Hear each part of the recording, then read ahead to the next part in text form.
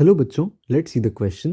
The question says a dash is used to measure the purity of given sample of milk.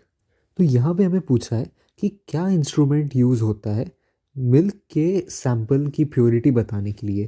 तो यहाँ पे जो की concept हम यूज़ करेंगे, की कंसेप्ट वो है बुएंसी, डेंसिटी और आर्किमेडिस प्रिंसिपल।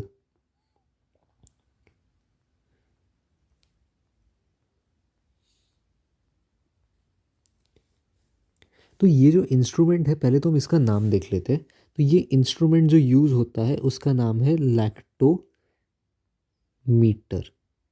इससे हम मिल्क की प्योरिटी देखते हैं।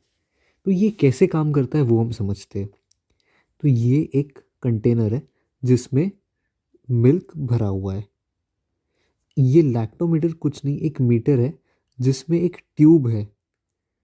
और ये जो ट्यूब है वो जितना मिल्क कम डेंस होगा, लेस डेंस, उतना वो ट्यूब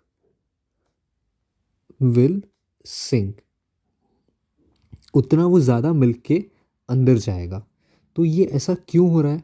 तो ये जो ट्यूब है उसके वेट रहेगा एक पर्टिकुलर, और ये जो मिल्क है जो उस पर बोयेंट फोर्स लगा रहा है, वो अगर पानी है उसमें, उसमें मिल्क में जनरली हम पानी मिक्स करते हैं, मिल्क प्लस वाटर।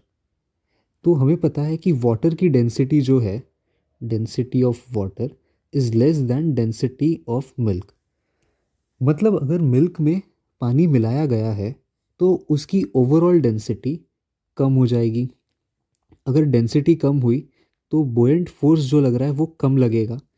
बोयेंट फोर्स अगर कम लग रहा है तो लैक्टोमीटर है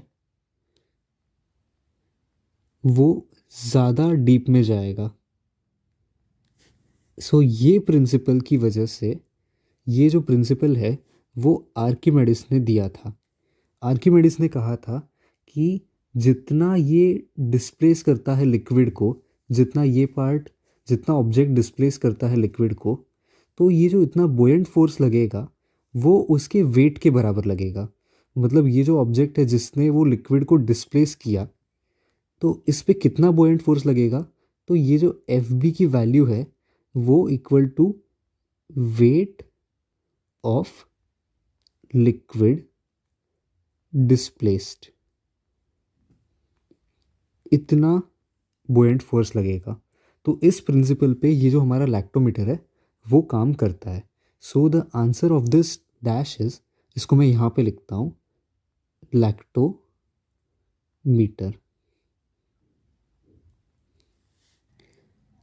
लैक्टोमीटर यहाँ पे हमारा आंसर है।